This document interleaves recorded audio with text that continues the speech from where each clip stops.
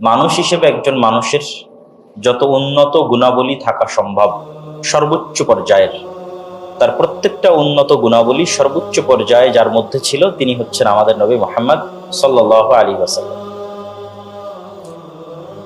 এবং রাসূলুল্লাহ সাল্লাল্লাহু আলাইহি ওয়াসাল্লামকে পবিত্র কোরআন মাজিদেও বলা হয়েছে যে তিনি খুলুকুন আযীম, মহৎ চরিত্র। মহান চরিত্র বলতে যা বুঝায়, মহাপুরুষদের চরিত্র বলতে যা বুঝায়, সেই মহান এবং মহৎ চরিত্রের তিনি অধিকারী ছিলেন।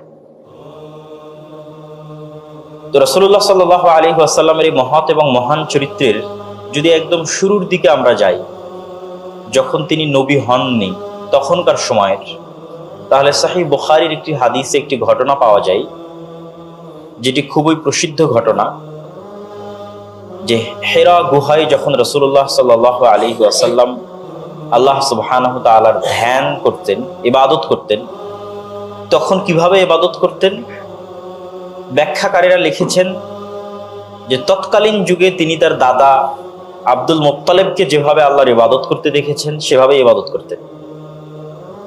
তো সেটি অবশ্যই ইসমাইল আলাইহিস সালাতু ওয়াস সালাম এবং তার পরবর্তী বংশধরদের যে ইবাদত ছিল সেই ইবাদতেরই খণ্ডিত বা ভগ্নাংশ হতে পারে, পূর্ণাঙ্গ রূপ তো অবশ্যই কখনোই নয়, কেননা যুগের সময়ের সাথে সাথে এগুলো বিকৃত হয়ে যায়।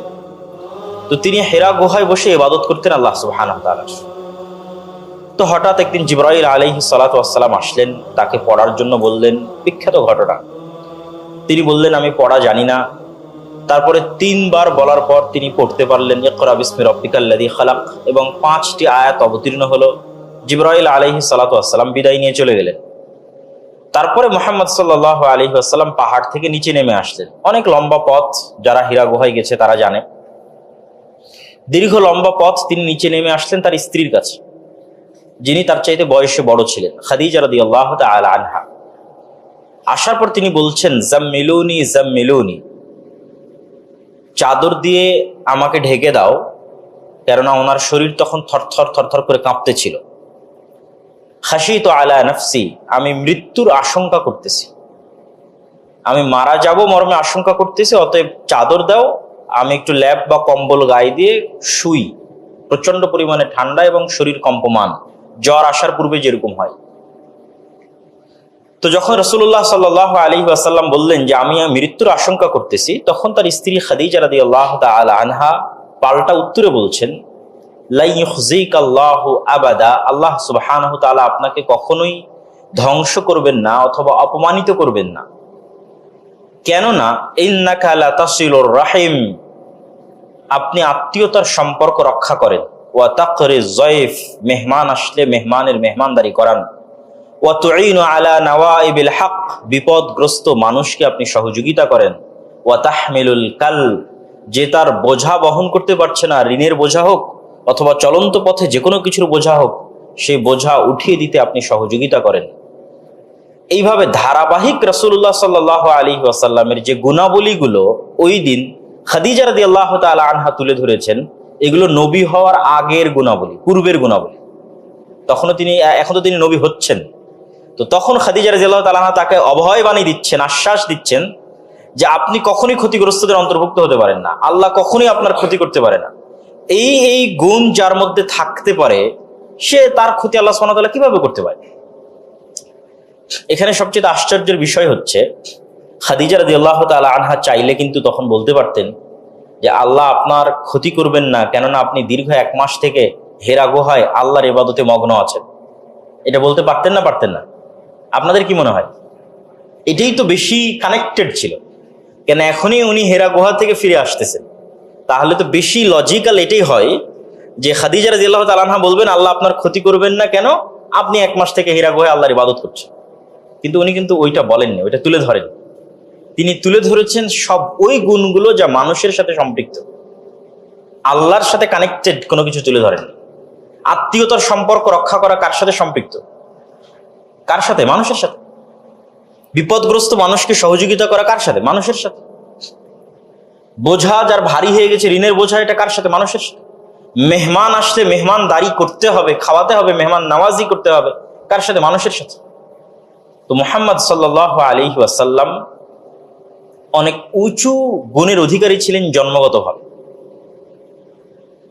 এবং তার দুটি গুণ তৎকালীন আরব বিশ্বে নবী হওয়ার পূর্বে সমগ্র আরব বিশ্বে ছড়িয়ে পড়েছিল।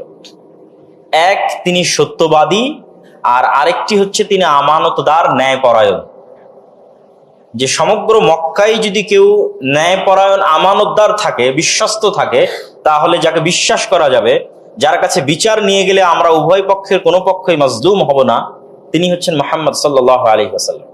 আর সমগ্র মক্কায় যদি কেউ সত্যবাদী থাকে, সত্য কথা বলেন, তাহলে তিনি।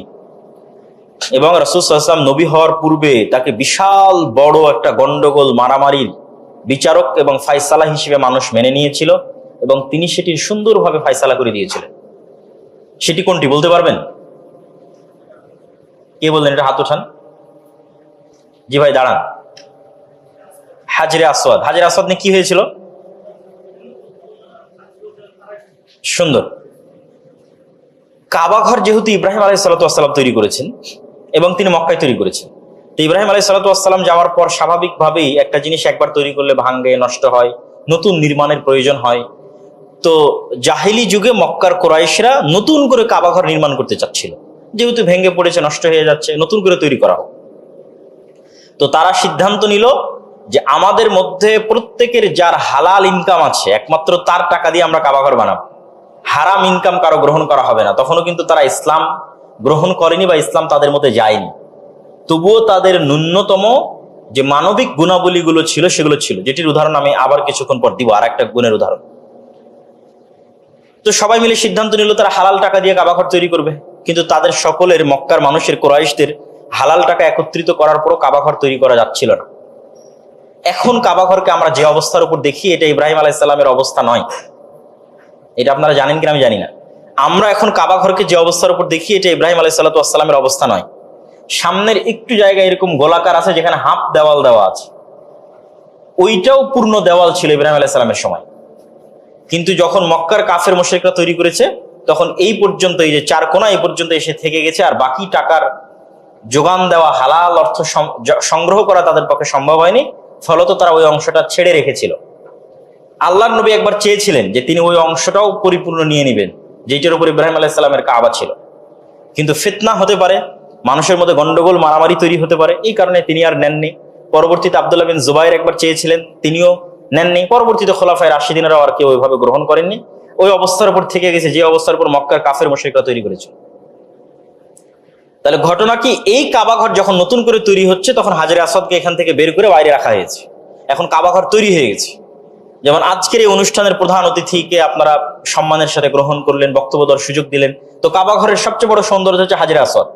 তো নতুন কাবা ঘরে এখন হাজরে আসওয়াদ স্থাপন করা হবে, এটা সম্মানের। তো প্রত্যেকটা গোত্র তারা পরস্পরে তর্ক বিতর্ক শুরু করে দিয়েছে যে এটি আমরা এটি করব। যখন এটি কেউ ফায়সালা দেওয়ার থাকলো না, তখন তারা সকলেই মুহাম্মদ সাল্লাল্লাহু আলাইহি ওয়াসাল্লামকে ফায়সালাকারী হিসেবে গ্রহণ করলো। মুহাম্মদ সাল্লাল্লাহু আলাইহি ওয়াসাল্লাম বললেন, তোমরা একটি চাদর দাও, চাদরের সব মাথা তোমরা ধরো। যত গোত্র প্রধান আছো, সব গোত্র প্রধানেরা চাদরের মাথা ধরলো। মুহাম্মদ সাল্লাল্লাহু আলাইহি ওয়াসাল্লাম নিজে হাজরে আসওয়াদকে চাদরের উপর উঠিয়ে দিলেন। তারপরে বললেন, এবার নিয়ে চলো এখান থেকে কাবার পাশে। সেখান থেকে কাবার পাশে নিয়ে গেল। মুহাম্মদ সাল্লাল্লাহু আলাইহি ওয়াসাল্লাম নিজে হাজরে আসওয়াদকে উঠিয়ে কাবা ঘরে স্থাপন করলেন। তাহলে তখনই, যখন তার বয়স 35 বছর, তখনই তৎকালীন মক্কার কাফের মুশরিক এবং সকল মানুষ তার নেতৃত্ব, তার ন্যায়পরায়ণতা, তার আমানতদারিতা এবং তার বুদ্ধিমত্তাকে গ্রহণ করে নিয়েছে। তার আরেকটা উদাহরণ দিই। যখন রাসূলুল্লাহ সাল্লাল্লাহু আলাইহি ওয়াসাল্লামকে আল্লাহ আদেশ দিলেন, ওয়া আনযির আশীরাতাকাল আকরাবিন, হে আল্লাহর নবী, আপনি আপনার দাওয়াত আপনার নিকট আত্মীয়দের নিকটে পৌঁছে দেন, আল্লাহর আদেশ। তো প্রথম দাওয়াত দিতে হবে নিকট আত্মীয়দের নিকটে। এবং আল্লাহ কোরআনে অন্য জায়গাতেও বলেছেন, কু আনফুসাকুম ওয়া আহলিকুম নারা, নিজে জাহান্নাম থেকে বাঁচো, তারপরে পরিবার পরিজনকে জাহান্নাম থেকে বাঁচাও। তাহলে মুহাম্মদ সাল্লাল্লাহু আলাইহি ওয়াসাল্লাম, আপনাকে যে আমি ওহী পাঠালাম, লা ইলাহা ইল্লাল্লাহ তাওহীদের যে দাওয়াত শিখালাম, এটি এখন আপনি আপনার আত্মীয় স্বজনের মধ্যে ছড়িয়ে দেন। তো মুহাম্মদ সাল্লাল্লাহু আলাইহি ওয়াসাল্লাম সাফা এবং মারওয়া পাহাড়ের চূড়ায় উঠে যেভাবে বিপদ হলে মানুষকে ডাকে, সেভাবে বিপদ সংকেত দিয়ে চিৎকার করতে লাগলেন। তখন মক্কার কুরাইশদের বড় বড় সব নেতারা সেখানে একত্রিত হয়ে গেল। আবু তালেব, আবু লাহাব, আবু জাহাল, সব বড় বড় নেতা একত্রিত হল। তো মুহাম্মদ সাল্লাল্লাহু আলাইহি ওয়াসাল্লাম বলছেন, জিজ্ঞেস করছেন, আমি যদি তোমাদেরকে বলি যে এই পাহাড়ের পিছনে এখন একদল শত্রু অবস্থান করছে মক্কায় আক্রমণ করার জন্য, তোমরা কি বিশ্বাস করবে? তখন তাদের উত্তর কি ছিল? তাদের উত্তর ছিল, তুমি এখন পর্যন্ত আমাদের মধ্যে কখনো মিথ্যা বলনি, আমরা কখনো তোমাকে মিথ্যা বলতে দেখিনি, আমাদের জানা নাই যে মুহাম্মদ সাল্লাল্লাহু আলাইহি ওয়াসাল্লাম তার জীবনে মজাক করে হলেও মিথ্যা বলেছে, মানুষের সাথে মজাকের ছলে হলেও মিথ্যা বলেছে, বলেননি। তাহলে তুমি বললে তো আমরা অবশ্যই বিশ্বাস করব। তখন এবার তিনি বললেন, কুলু লা ইলাহা ইল্লাল্লাহ তুফলিহুন, আমি যে দাওয়াত নিয়ে এসেছি এক আল্লাহর ইবাদত করতে হবে, তাওহীদে বিশ্বাস করতে হবে, এটির প্রতি বিশ্বাস স্থাপন করো, তোমরা সফল কাম হয়ে যাবে, সাকসেসফুল হয়ে যাবে, সাকসেসফুল ক্যারিয়ার তোমাদের হয়ে যাবে দুনিয়াতে এবং পরকালে। দুনিয়াতে তোমরা বিশাল সাম্রাজ্যের অধিকারী হবা, আর পরকালে তোমরা বিশাল জান্নাতের অধিকারী হবা। আরজুহাস সামাওয়াতু ওয়াল আরজ। তাওহীদের শক্তি এত বলিয়ান যে মানুষ যদি সত্যিকার ভাবে তাওহীদের দাওয়াত অন্তর দিয়ে অ্যাকসেপ্ট করে, যে কোনো জাতি, যে কোনো প্রজন্ম, তাহলে সমগ্র পৃথিবীর সকল সুপার পাওয়ার তাদের পায়ের নিচে ধ্বংস হয়ে যাবে। আজকের যুগেও পসিবল। একটা জাতিকে, একটা সমাজকে, একটা গোত্রকে ওই যে কুলু লা ইলাহা ইল্লাল্লাহ, লা ইলাহা ইল্লাল্লাহর মর্মার্থ বুঝে জান ও প্রাণ দিয়ে অ্যাকসেপ্ট করতে হবে, তাহলে তুফলিহুন। ওই সাহাবীদের হাতে যেমন তৎকালীন রোমান এবং পারস্য ধ্বংস হয়ে গেছে, এই প্রজন্মের হাতেও বিশ্বের সুপার পাওয়ার ধ্বংস হয়ে যাবে, শেষ হয়ে যাবে। তারাই হবে সুপার পাওয়ার পৃথিবীর, তাদের চেয়ে শক্তিশালী এবং পাওয়ারফুল কেউ থাকবে না। তো আমাদের মূল আলোচ্য বিষয় কি ছিল? যে মুহাম্মদ সাল্লাল্লাহু আলাইহি ওয়াসাল্লামের নবী হওয়ার পূর্বেই তার জন্মগত যে গুণাবলীর স্বীকৃতি তৎকালীন আরব বিশ্বের কাফের এবং মুশরিকরা দিত, তার একটা সারমর্ম আমরা দেখলাম খাদিজা রাদিয়াল্লাহু তাআলা আনহার হাদিসে, যে তিনি কতটা মানব দরদী এবং মানব সেবী ছিলেন। আর আরেকটা আমরা দেখলাম এই দুই উদাহরণের মধ্যে যে তিনি সত্যবাদী, ন্যায়পরায়ণ, আমানতদার হিসেবে তৎকালীন মক্কার কাফের এবং মুশরিকরা তাকে বিশ্বাস করত। এবং এখানে আপনাদেরকে আরো একটি বিষয় তুলে ধরি, সেটি হচ্ছে নেতা কখনোই সত্যবাদী এবং ন্যায়পরায়ণ হওয়া ছাড়া নেতা হওয়া যায় না।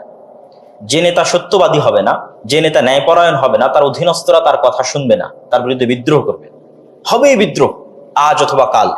তার ক্ষমতা কখনো স্থায়ী হবে না। যে মানুষকে আপন করে নিতে পারবে তার সত্যবাদিতা দিয়ে, তার ন্যায়পরায়ণতা দিয়ে, মানুষ চিরন্তন এবং চিরস্থায়ীভাবে তাকে মেনে নিবে এবং বিশ্বাস করবে, গ্রহণ করবে। তো যেহেতু আমাদের নবী মুহাম্মদ সাল্লাল্লাহু আলাইহি ওয়াসাল্লাম একজন যোগ্য নেতা ছিলেন, সেহেতু যোগ্য নেতার যা যা গুণাবলী থাকা দরকার তার প্রত্যেকটা গুণ তার মধ্যে ছিল।